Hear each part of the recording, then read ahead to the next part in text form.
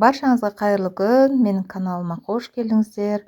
Бүгін осындай жұмсақ, әп-әдемі, созылмалы сырмен кафе-ресторандардағыдай осындай жұмсақ пепперони пиццасын дайындайтын боламыз. Ол үшін бізге сәл ыстықтау суымызға тұзымызды, құмшекерімізді қосып шамалы ерігенге дейін осылай араластырамыз. Тұзымыз бен құмшекеріміз сәл ерігеннен кейін үстіне ашытқымызды, дрожжымызды қосамыз. Одан кейін шит майымызды құямыз да белгіленген ұнымызды елегішпен елеп алып, алдын ала дайындап, шетінен қосып отырып қамыр илейміз. Барлық қосылатын заттар астына описаниеге толығымен жазып кетемін. Тура осылай граммен бәрін өлшеп салатын болсаңыздар, әдемі пицца шығады. Менің каналыма тіркеліп, лайк басып, пікір жазуды ұмытып кетпеңіздер. Сіздерге осындай қолжетімді заттармен үй жағдайында жасайтын ас мәзірлерін бөлісіп отыруға дайынмын.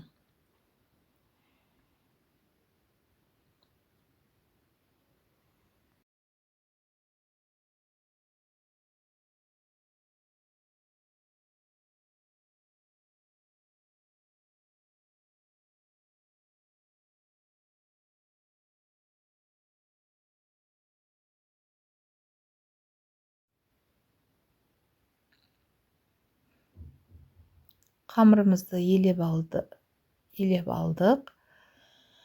Енді бетінен осылай салафанмен жауып қойдық. Енді 1-1,5 сағатқа кішкене көтерілуін күтеміз. Жақсылап орап жылы жерге қойып қойсаңыздар.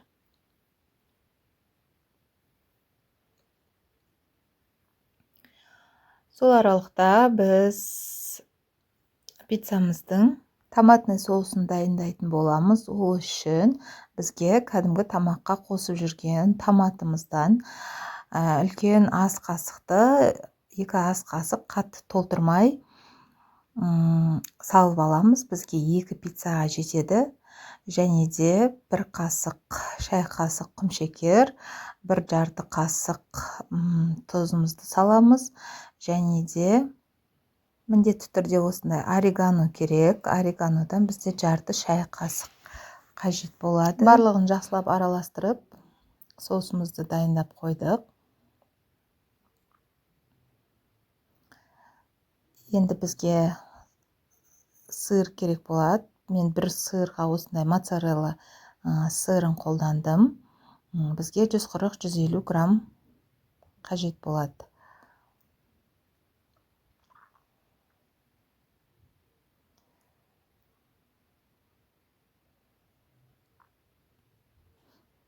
Сырымызды теркодан өткізіп қоямыз.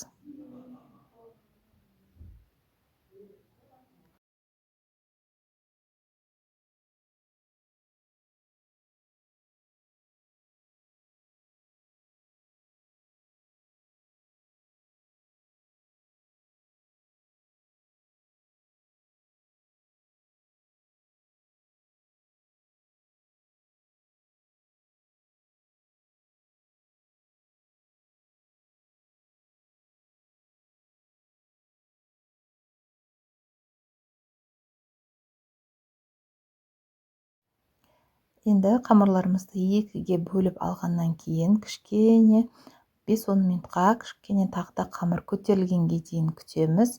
Және де ешқандай ұн қоспаймыз. Шит майды 2 саусағымызға кішкене тигізіп алып, шит маймен жаятын боламыз.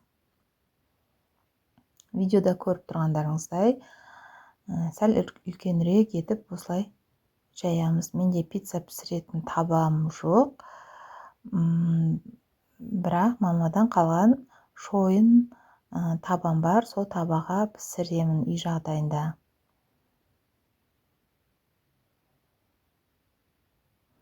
Барлық жерін, шет-шетін барлығын басып, қамырымызды үлкейтіп жайып алдық. Міне осы шойын табағынан да пісіремін. әсел пешке. Негізі жерге көміп пісіргетін таба болған. Мінекей шет-шетін осылай қайтарып алсаңыздар да болады. Не болмаса қайтармай-ақ осы күйінде ұйықтап пісіре берсеңіздер болады.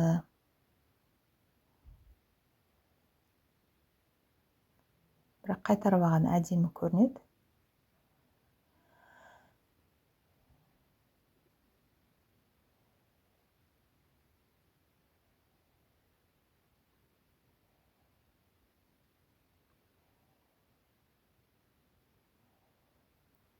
Қамырымызды өстіп жайып алдық. Енді жаңағы соусымызды, томатный соусымызды 2 ас қасықтан қосып, барлық жеріне тигізіп жағып шығамыз.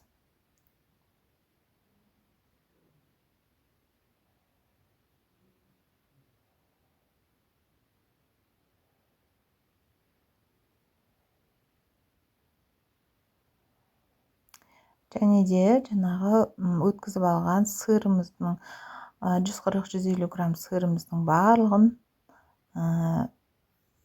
бірдей етіп сеуіп шығамыз барлық жеріне.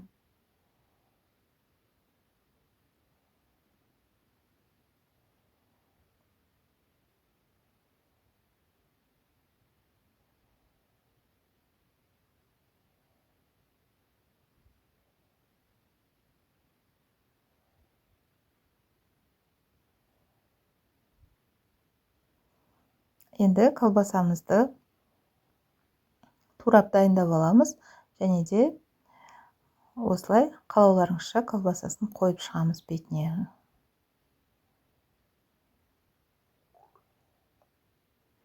Қызып тұрған 180 градус пеште 7-10 минут арасында пісіріп аламыз. Мінекей пісіп шықты. Шетіне кішкене сары майдан жағып жіберсеңіздер болады.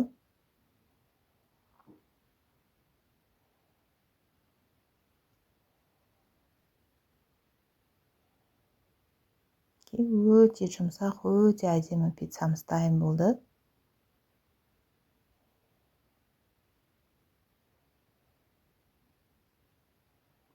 Қамыры өте әдемі.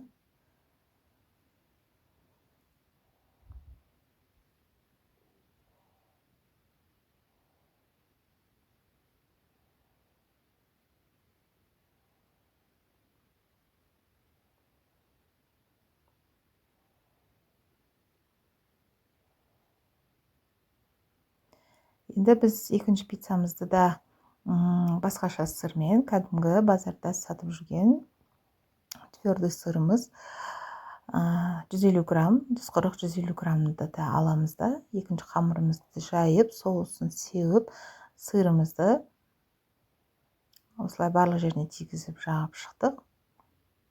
Колбасамызды басқаша түрде, егер сәл азайып қалған болса, осындай түрінде де әдемі болады. Осы қамырмен, басқаша да помидормен, соленый огурцымен пісіре берсеңіздер болады, фаршпен. Мінекей 7-10 минутта пісіп шықты. Пештеріңіздің қызу деңгейіне қарай. Өте жұмсақ, өте әдемі пиццамыз дайын. Менің рецептіммен жасап көріңіздер.